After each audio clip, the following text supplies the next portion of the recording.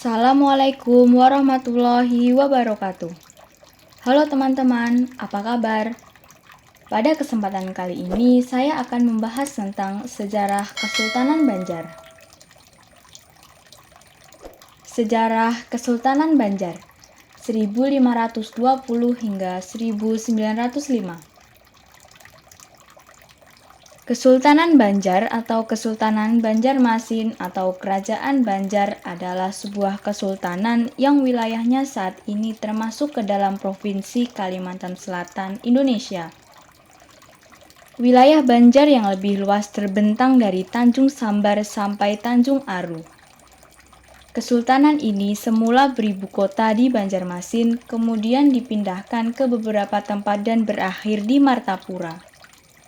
Beribu kota di Martapura disebut juga Kerajaan Kayu Tangi. Kerajaan Banjar berdiri pada tahun 1520 dan menjadi Kesultanan Banjar sejak tahun 1526. Lalu dihapuskan sepihak oleh Belanda pada tanggal 11 Juni 1860. Namun, rakyat Banjar tetap mengakui ada pemerintahan darurat atau pelarian yang baru berakhir pada tanggal 24 Januari 1905. Namun sejak tanggal 24 Juli 2010, Kesultanan Banjar hidup kembali dengan dilantiknya Sultan Haji Khairul Saleh Al-Mutasim Billah. Berlandaskan Permendagri Nomor 39 Tahun 2007 tentang pedoman fasilitasi organisasi kemasyarakatan bidang kebudayaan, keraton, dan lembaga adat dalam pelestarian dan pengembangan budaya daerah. Tugas melestarikan lembaga keraton, adat istiadat, budaya, dan sejenisnya ini dibebankan kepada kepala daerah dan masyarakat. Lewat wewenang tersebut, Sultan Khairul Saleh, Sultan Banjar sekarang, menjalin silaturahmi dengan tokoh-tokoh raja dan sultan se-Nusantara melalui berbagai forum komunikasi kekerabatan guna melestarikan kebudayaan masing-masing daerah di Indonesia. Kegiatan ini tak hanya lingkup nasional, bahkan bersifat internasional. Wilayah terluas kerajaan ini pada masa kejayaannya disebut Empire atau Kekaisaran Banjar membawahi beberapa negeri yang berbentuk kesultanan, kerajaan, kerajamudaan, kepengeranan, keadipatian, dan daerah-daerah kecil yang dipimpin kepala-kepala suku Dayak. Ketika ibu kotanya masih di Banjarmasin, maka kesultanan ini disebut Kesultanan Banjarmasin. Kesultanan Banjar merupakan penerus dari kerajaan negara Daha, yaitu kerajaan Hindu yang beribu kota di Kota Negara. Sekarang merupakan ibu kota Kecamatan Daha Selatan, Hulu Sungai Selatan. Bendera negara Banjar berwarna kuning di atas dan hitam di bawah dengan posisi horizontal.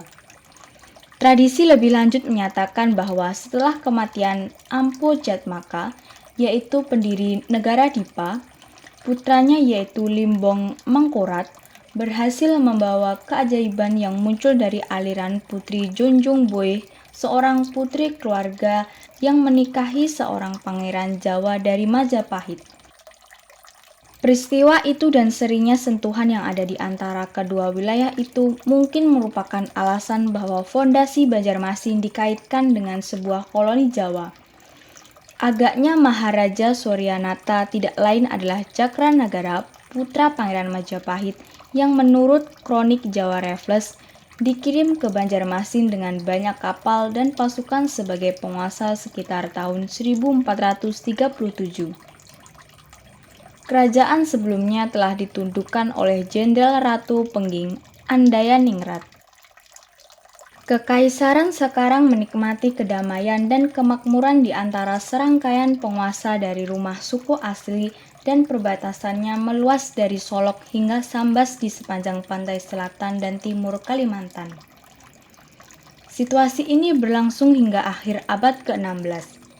Ketika Pangeran Sakar Sungsang yang melewati anak-anaknya sendiri menunjuk Raden Samudra putra dari putrinya sebagai penerus tahta yang menciptakan perang sipil yang sengit. Raden yang belakangan menjadi Pangeran Samudra yang tidak mampu menang meminta dan mendapatkan bantuan Sultan dari Demak. Dengan syarat bahwa ia dan rakyatnya akan memeluk doktrin Muslim dan membayar upeti kepada pangeran itu. Diperkuat oleh bantuan Jawa, pangeran segera mengalahkan lawan-lawannya dan naik tahta dengan gelar sultan. Setelah mencapai tujuannya, Sultan Hidayatullah I lupa untuk memenuhi perkiraan yang telah ditentukan. Tetapi ancaman-ancaman berikutnya dari atasannya memiliki efek yang cukup untuk memaksa dia kembali ke Jawa untuk memuaskan sang pangeran. Di sana ia dipenjara karena ketidaksetiaannya dan hanya dibebaskan melalui mediasi putranya yaitu Raden Senopati Sultan Musta'in Billah, tentu saja tidak dengan pengorbanan besar. Dengan semakin melemahnya para pangeran Jawa, tampaknya tidak lama setelah itu supremasi mereka atas Banjarmasin yang telah dipecah beberapa kali telah berakhir untuk selamanya. Dan sebagai tindakan terakhir, subordinasi kerajaan Jawa ini menemukan catatan mengirimkan kedutaan pada tahun 1642 kepada Sultan Agung Raja Mataram. Sejarah. Menurut mitologi suku Manyan, yaitu suku tertua di Kalimantan Selatan, kerajaan pertama di Kalimantan bagian selatan adalah Kerajaan Nan Sarunai, yang diperkirakan wilayah kekuasaannya terbentang luas mulai dari daerah Tabalong ke Pamukan hingga ke daerah Pasir. Keberadaan mitologi Manyan yang menceritakan tentang masa-masa keemasan Kerajaan Nan Sarunai, sebuah kerajaan purba yang dulunya mempersatukan etnis Manyan di daerah ini dan telah melakukan hubungan dengan Pulau Madagaskar, sehingga sebagian rakyatnya menyingkir ke pedalaman wilayah suku Lawangan. Salah satu peninggalan arkeologis yang berasal dari zaman ini adalah Candi Agung yang terletak di kota Amuntai. Pada tahun 1996, telah dilakukan pengujian terhadap sampel arang Candi Agung yang menghasilkan angka tahun dengan kisaran tahun 242 hingga tahun 226 sebelum Masehi. Menilik dari angka tahun dimaksud, maka Kerajaan Nan Sarunai atau Kerajaan Tabalong atau Kerajaan Tanjung Puri usianya lebih tua 600 tahun dibandingkan dengan Kerajaan Kutai Martapura di Kalimantan Timur. Menurut hikayat Sang Bima, wangsa yang menurunkan Raja-Raja Banjar adalah Sang Dewa bersaudara dengan wangsa yang menurunkan Raja-Raja Bima, yaitu Sang Bima, Raja-Raja Bali yaitu Sang Kuala, Raja-Raja Dompu yaitu Sang Dharma Wangsa, Raja-Raja Goa yaitu Sang Rajuna, yang merupakan 5 bersaudara putra-putra dari Maharaja Pandu Dewata. Sesuai tutur candi pada hikayat Banjar versi 2, di Kalimantan telah berdiri suatu pemerintahan dari dinasti kerajaan keraton yang terus-menerus berlanjut hingga daerah ini digabungkan ke dalam Hindia Belanda pada 11 Juni 1860, yaitu: pertama, keraton awal disebut Kerajaan Kuripan. Kedua, keraton 1 disebut Kerajaan Negara Dipa. Ketiga, keraton 2 disebut Kerajaan Negara Daha. Keempat, keraton 3 disebut Kesultanan Banjar. Kelima, keraton 4 disebut Kerajaan Martapura atau Kerajaan Kayu Tangi. Keenam, keraton 5 disebut Pagustian. Maharaja Sukarama, yaitu Raja Negara Daha, telah berwasiat agar penggantinya adalah cucunya yaitu Raden Samudra, anak dari putrinya Putri Galuh Intansari. Ayah dari Raden Samudra adalah Raden Mantrijaya, putra dari Raden Begawan, saudara Maharaja Sukarama. Wasiat tersebut menyebabkan Raden Samudra terancam keselamatannya karena para putra Maharaja Sukarama juga berambisi sebagai raja yaitu Pangeran Bagalung, Pangeran Mangkubumi, dan Pangeran Tumenggung. Dibantu oleh Arya Taranggana, Pangeran Samudra melarikan diri dengan sampan ke hilir Sungai Barito. Sepeninggal Sukarama, Pangeran Mangkubumi menjadi Raja Negara Daha. Selanjutnya digantikan Pangeran Tumenggung yang juga putra Sukarama. Pangeran Samudra yang menyamar menjadi nelayan di daerah Balandean dan Kuin ditampung oleh Patih Masih di rumahnya. Oleh Patih Masih bersama Patih Muhur, Patih Balitung diangkat menjadi raja yang berkedudukan di Bandarmasih. Pangeran Tumenggung melakukan penyerangan ke Bandarmasih. Pangeran Samudra dibantu Kerajaan Demak dengan kekuatan 40.000 prajurit dengan armada sebanyak 1.000 perahu yang masing-masing memuat 400 prajurit mampu menahan serangan tersebut. Akhirnya Pangeran Tumenggung bersedia menyerahkan kekuasaan Kerajaan Negara Daha kepada Pangeran Samudra. Kerajaan Negara Daha kemudian dilebur menjadi Kesultanan Banjar yang beristana di Bandarmasih, sedangkan Pangeran Tumenggung diberi wilayah di Batang Alai. Pangeran Samudra menjadi raja pertama Kerajaan Banjar dengan gelar Sultan Suryansyah. Ia pun menjadi raja pertama yang masuk Islam dibimbing oleh Khatib Dayan. Kesultanan Banjar mulai mengalami masa kejayaan pada dekade pertama abad ke-17 dengan lada sebagai komoditas dagang. Secara praktis Barat Daya, Tenggara dan Timur Pulau Kalimantan membayar upeti pada Kerajaan Banjarmasin.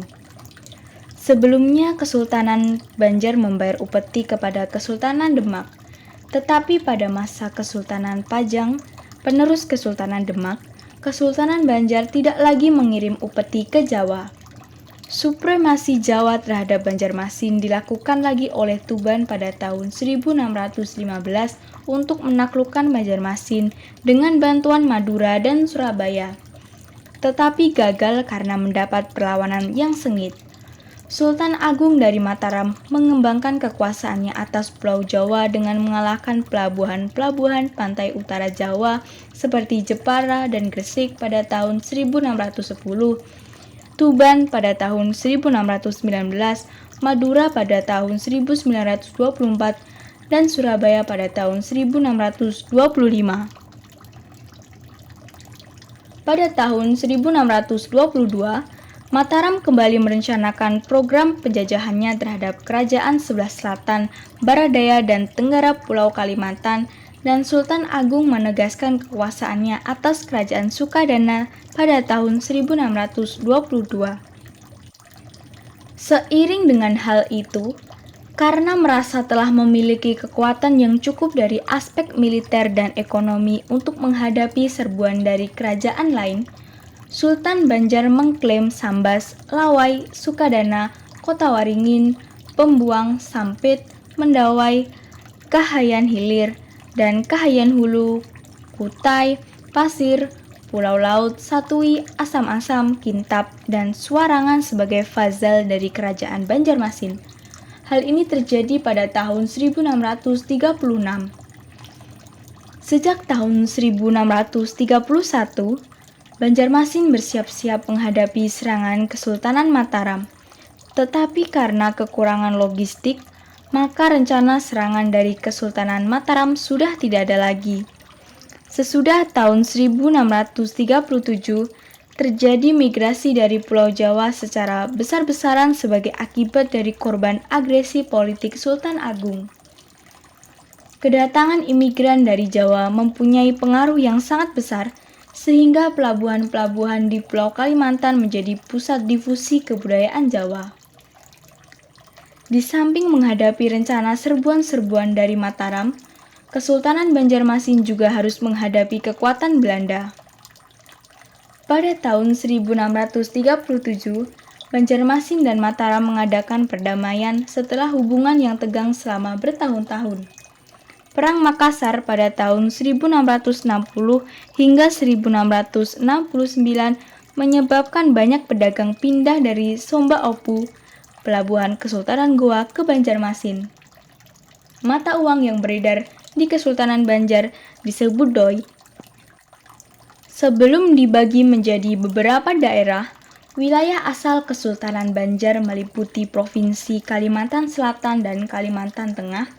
Sebelah barat berbatasan dengan Kerajaan Tanjung Pura, pada lokasi Tanjung Sambar, Ketapang, dan sebelah timur berbatasan dengan Kesultanan Pasir pada lokasi Tanjung Aru.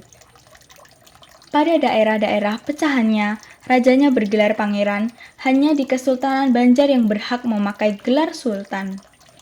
Kesultanan-kesultanan lainnya mengirim upeti kepada Kesultanan Banjar, termasuk Kesultanan Pasir yang ditaklukkan tahun 1636 dengan bantuan Belanda. Kesultanan Banjarmasin merupakan kerajaan terkuat di Pulau Kalimantan. Sultan Banjar menggunakan perkakas kerajaan yang bergaya Hindu. Wilayah Kesultanan Banjar.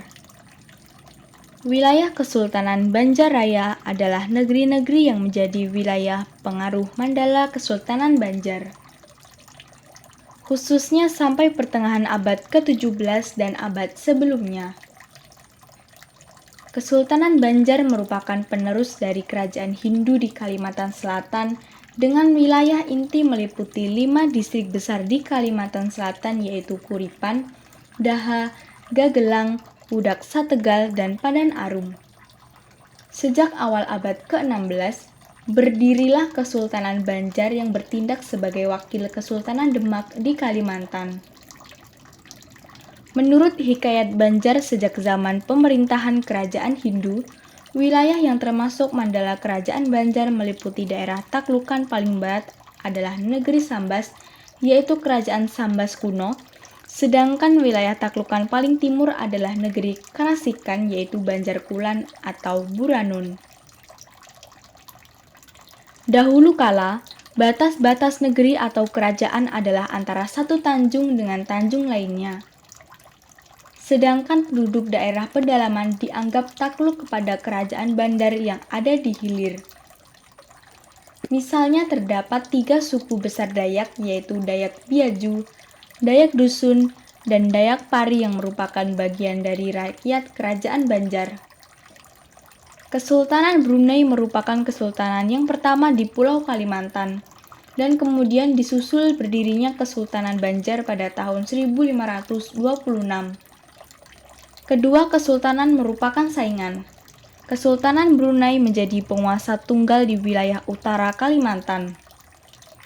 Pada masa kejayaannya, Kesultanan Banjar mampu menyaingi kekayaan Kesultanan Brunei dan menarik upeti kepada raja-raja lokal.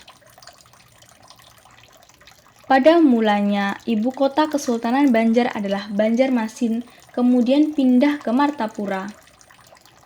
Pada masa kejayaannya, wilayah yang pernah diklaim sebagai wilayah pengaruh Mandala Kesultanan Banjar meliputi titik pusat yaitu Istana Raja di Martapura dan berakhir pada titik luar dari negeri Sambas di barat laut sampai ke negeri Karasikan yaitu Banjar Kulan atau Buranun di timur laut yang letaknya jauh dari pusat Kesultanan Banjar.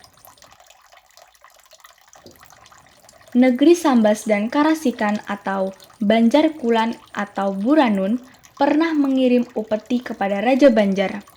Selain itu dalam Hikayat Banjar juga disebutkan negeri-negeri di Batang Lawai, Sukadana, Bunyut atau Kutai Hulu, dan Sewa Agung atau Sawakung, negeri-negeri bekas milik Tanjung Pura yaitu Sambas, Batang Lawai, dan Sukadana terletak di sebelah barat Tanjung Sambar. Pulau Kalimantan kuno terbagi menjadi 3 wilayah kerajaan besar, yaitu Brunei atau Borneo, Tanjung Pura atau Sukadana, dan Banjarmasin. Tanjung Sambar merupakan perbatasan kuno antara wilayah Mandala Sukadana atau Tanjung Pura dengan wilayah Mandala Banjarmasin yaitu daerah Kota Waringin. Menurut sumber Inggris, Tanjung Kanukungan sekarang Tanjung Mangkalihat adalah perbatasan wilayah Mandala Banjarmasin dengan wilayah Mandala Brunei. Tetapi Hikayat Banjar mengklaim daerah-daerah di sebelah utara dari Tanjung Kanukungan atau Mangkalihat yaitu Kerajaan Berau kuno juga pernah mengirim upeti kepada Kerajaan Banjar Hindu. Dan sejarah membuktikan daerah-daerah tersebut dimasukkan dalam wilayah Hindia Belanda. Perbatasan di pedalaman, daerah aliran Sungai Pinoh yaitu sebagian Kabupaten Melawi, termasuk dalam wilayah Kerajaan Kota Waringin, bawahan Banjarmasin, yang dinamakan daerah Lawai Sanggau, dan Sintang juga dimasukkan dalam wilayah pengaruh Mandala Kesultanan Banjar. Dari bagian timur Kalimantan sampai ke Tanjung Sambar, terdapat beberapa distrik atau kerajaan kecil yang berada di bawah pengaruh Mandala kekuasaan Sultan Banjar, yaitu Berau, Kutai, Pasir, Tanah Bumbu, Tanah Laut, Tatas, Dusun Hulu, Dusun Ilir, Bakumpai, Dayak Besar atau Kahayan, Dayak Kecil atau Kapuas Murung, Mendawai, Sampit, Pembuang, dan Kota Waringin. Inilah yang disebut negara Kerajaan Banjar. Daerah-daerah kekuasaan Sultan Banjar yang paling terasa di Pasir, Tanah Bumbu, Tanah Laut, Bakumpai, dan Dusun. Terminologi wilayah tanah seberang yang tidak ada dalam wilayah Kesultanan Banjar karena tidak memiliki jajahan di luar Kepulauan Kalimantan, walaupun orang Banjar juga merantau sampai keluar Pulau Kalimantan. Kerajaan Banjar menaungi hingga ke wilayah Sungai Sambas adalah dari awal abad ke-15 Masehi hingga pertengahan abad ke-16 Masehi, yaitu pada masa Kerajaan Melayu Hindu Sambas yang menguasai wilayah Sungai Sambas.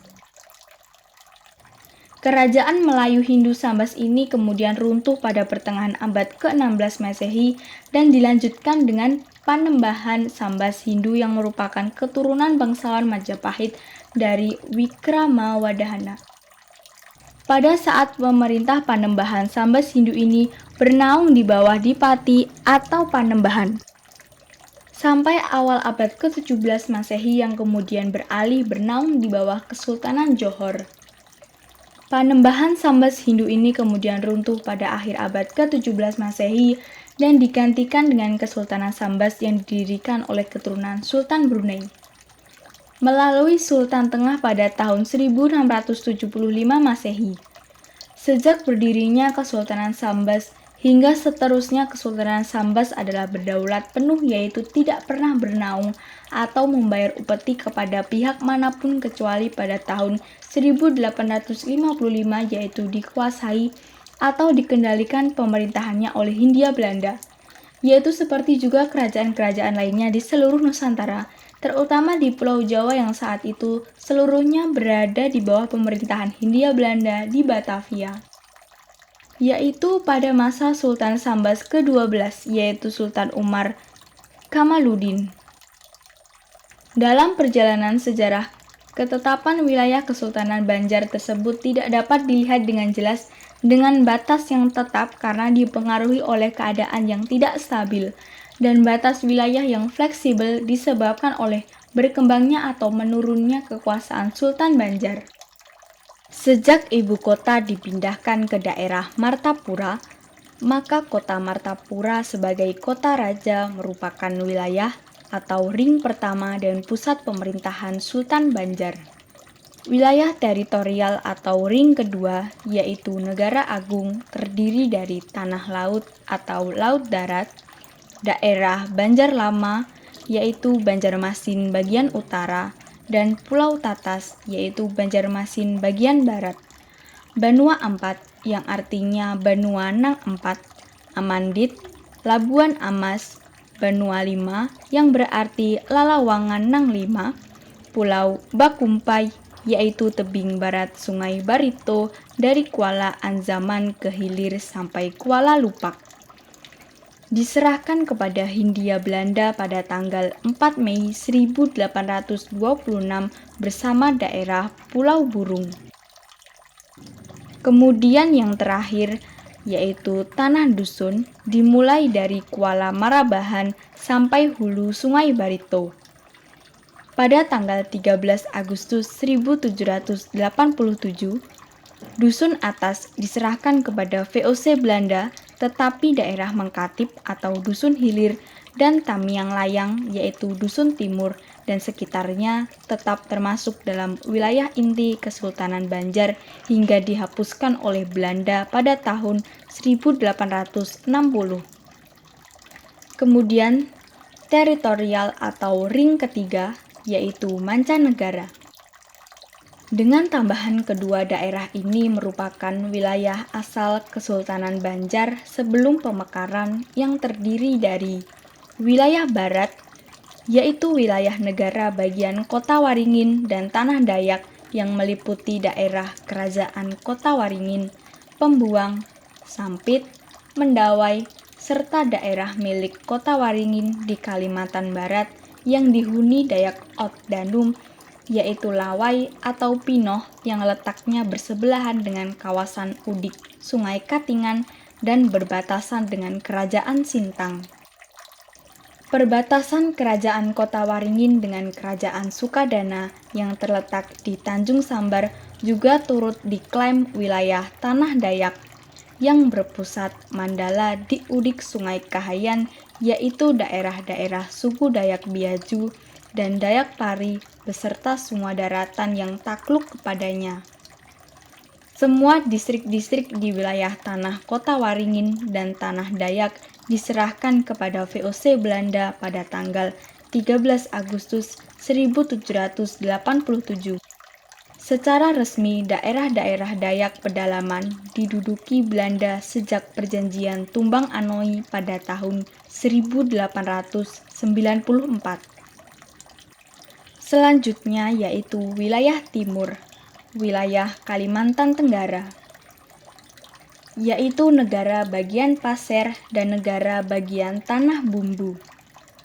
Kerajaan Pasir didirikan oleh seorang panglima kerajaan Banjar atau Kuripan Daha, sehingga sejak semula takluk kepada Kesultanan Banjar, namun belakangan berada di bawah pengaruh La Madukeleng. Pada tahun 1703, Tanah Pasir berubah dari pemerintahan Panembahan menjadi kesultanan. Daerah ini diserahkan kepada Hindia Belanda pada tanggal 13 Agustus 1787 dan dimulai pada masa Sultan Pasir Sultan Mahmud Han dengan menjalin kontrak politik dengan Hindia Belanda.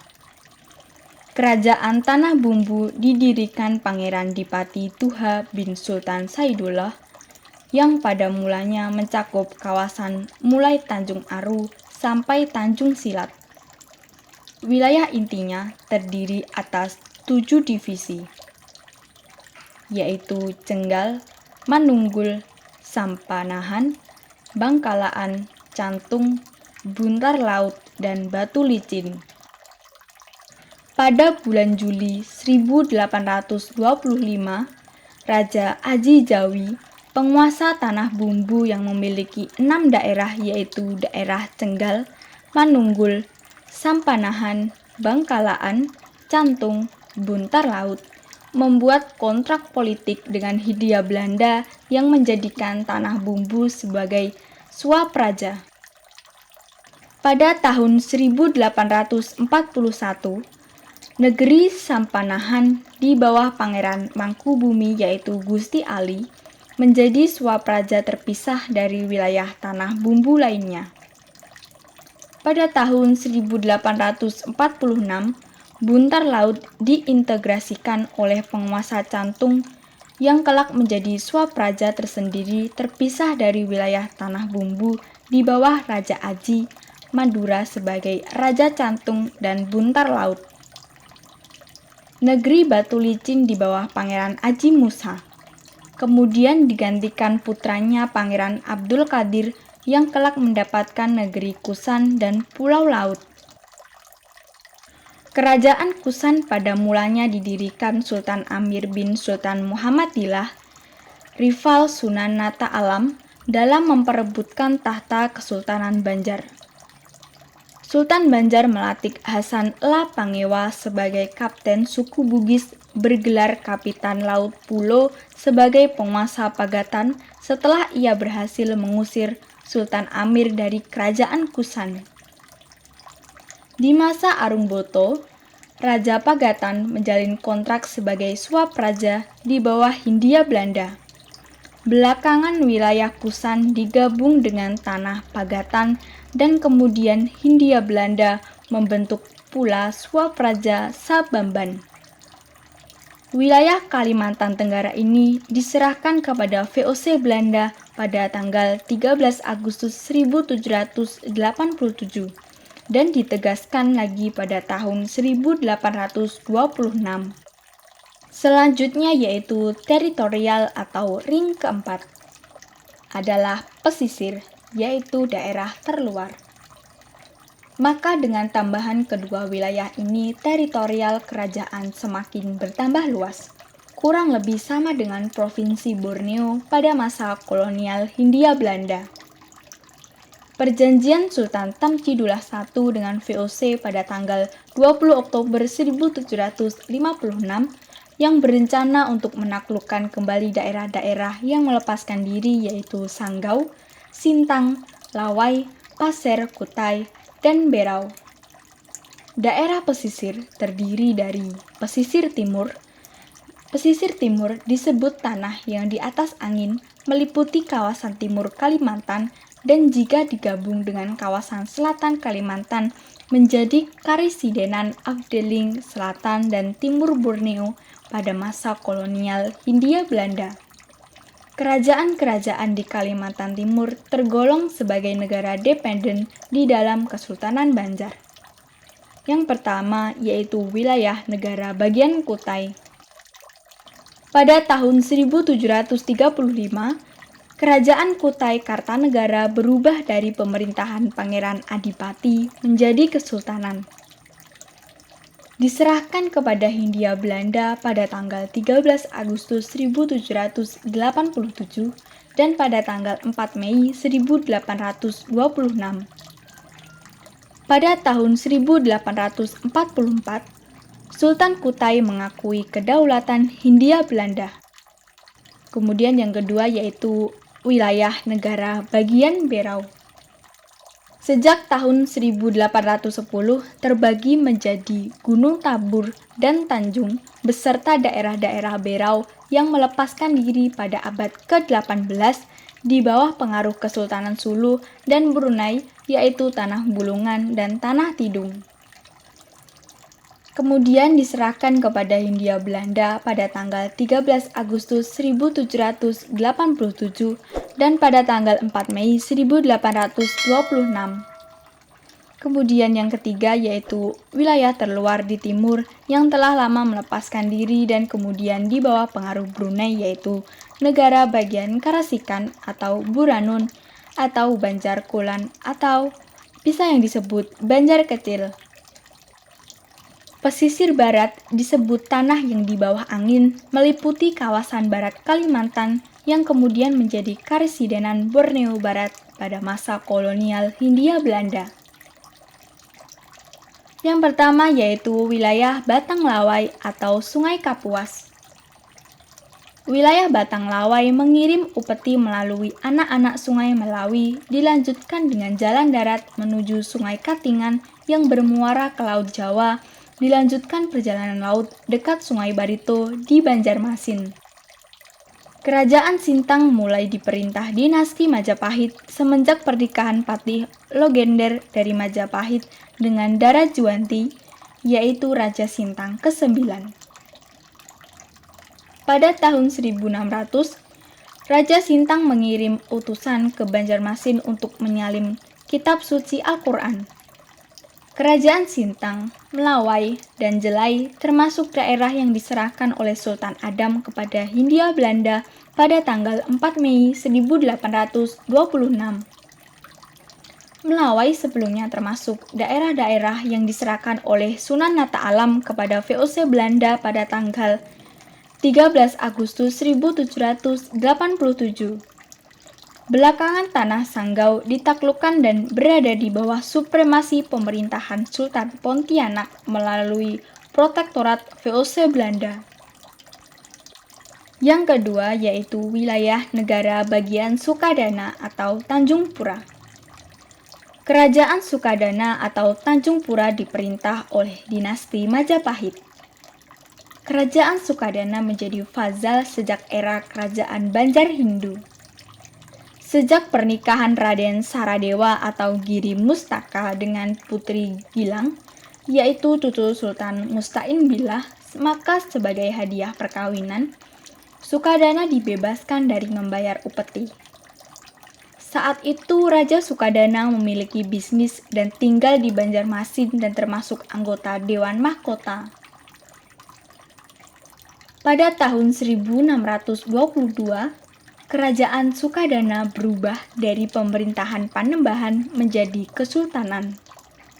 Selanjutnya Panembahan Giri Mustaka bergelar Sultan Muhammad Safi ad-Din.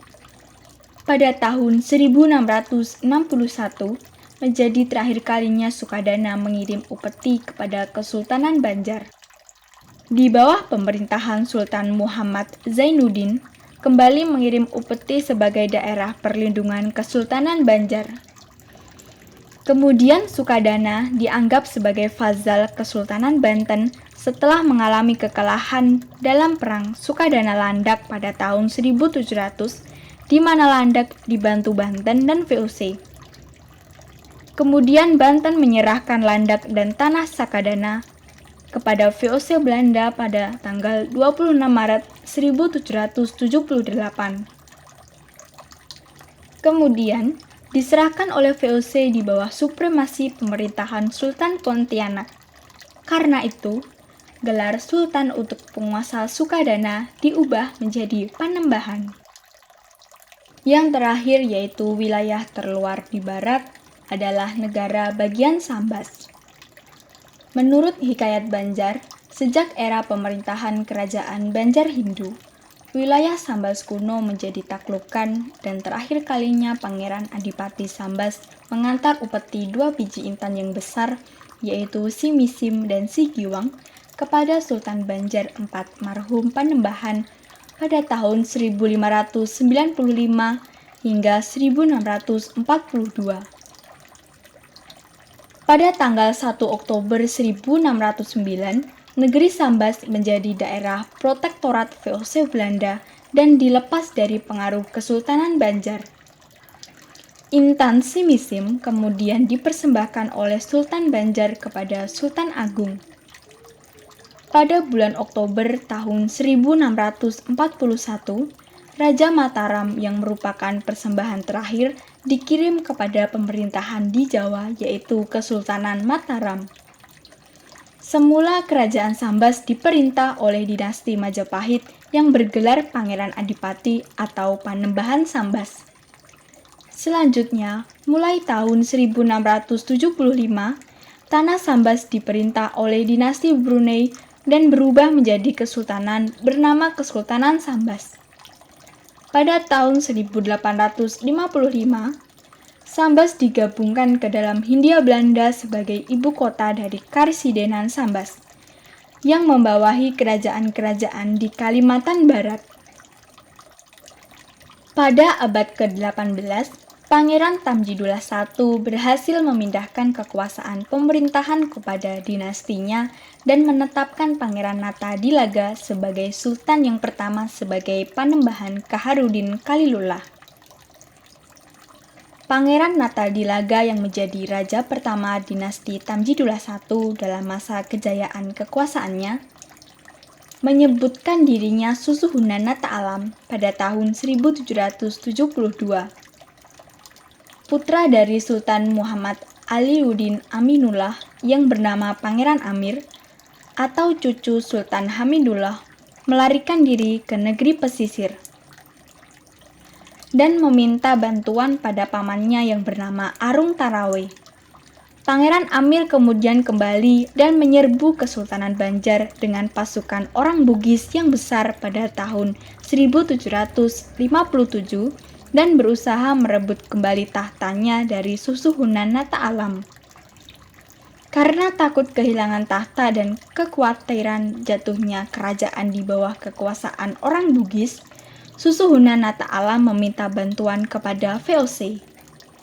VOC menerima permintaan tersebut dan mengirimkan Kapten Hoffman dengan pasukannya dan berhasil mengalahkan pasukan Bugis itu. Sedangkan Pangeran Amir terpaksa melarikan diri kembali ke negeri pasir. Beberapa waktu kemudian, Pangeran Amir mencoba pula untuk meminta bantuan kepada para bangsawan Banjar di daerah Barito yang tidak senang kepada Belanda. Karena di daerah Bakumpai atau Barito diserahkan Pangeran Nata kepada VOC. Dalam pertempuran yang kedua ini, Pangeran Amir tertangkap dan dibuang ke Sri Lanka pada tahun 1787. Sesudah itu diadakan perjanjian antara Kesultanan Banjar dengan VOC, di mana Raja-Raja Banjar memerintah kerajaan sebagai peminjam tanah VOC. Dalam tahun 1826, diadakan perjanjian kembali antara pemerintah Hindia Belanda dengan Sultan Adam. Berdasarkan perjanjian dengan VOC yang terdahulu, maka Belanda dapat mencampuri pengaturan permasalahan mengenai pengangkatan putra mahkota dan Mangkubumi yang mengakibatkan rusaknya adat kerajaan dalam bidang ini, yang kemudian menjadikan salah satu penyebab pecahnya Perang Banjar. Perjanjian itu terdiri atas 28 pasal dan ditandatangani dalam Loji Belanda di Banjarmasin pada tanggal 4 Mei 1826 atau 26 Ramadan 1241 Hijriah. Selain Sultan Adam al-Watsiqbillah, perjanjian itu juga ditandatangani oleh Paduka Pangeran Ratu atau Putra Mahkota, Pangeran Mangkubumi, Pangeran Dipati, Pangeran Ahmad, dan disaksikan oleh para pangeran lainnya. Perjanjian inilah yang menjadi dasar hubungan politik dan ekonomi antara Kesultanan Banjar dengan pemerintah Hindia Belanda di Batavia. Dalam perjanjian tersebut, Kesultanan Banjar mengakui suzerenitas atau pertuaanan pemerintah Hindia Belanda dan menjadi sebuah Leenstaat atau negeri pinjaman. Berdasarkan perjanjian ini, maka kedaulatan kerajaan ke luar negeri menjadi hilang, sedangkan kekuasaan ke dalam tetap berkuasa dengan beberapa pembatasan dan residen berperan sebagai agen politik pemerintahan kolonial Hindia Belanda. Gambaran umum abad ke-19 bagi Kesultanan Banjar bahwa hubungan kerajaan keluar sebagaimana yang pernah dijalankan sebelumnya terputus khususnya dalam masalah hubungan perdagangan internasional. Tetapi kekuasaan Sultan ke dalam tetap utuh, tetap berdaulat, menjalani kekuasaan sebagai seorang sultan. Pada tahun 1860, Kesultanan Banjar dihapuskan dan digantikan pemerintahan Regen yang berkedudukan masing-masing di Martapura, yaitu Pangeran Jaya, Pemenang, dan di Amuntai, yaitu Raden Adipati Danuraja. Adat istiadat sembah menyembah tetap berlaku hingga meninggalnya Pangeran Suryawinata, Regen Martapura saat itu. Jabatan Regen di daerah ini akhirnya dihapuskan pada tahun 1884. Terima kasih telah menyimak tentang sejarah Kesultanan Banjar. Semoga bermanfaat dan menambah kecintaan kita terhadap sejarah leluhur masa lampau. Wassalamualaikum warahmatullahi wabarakatuh.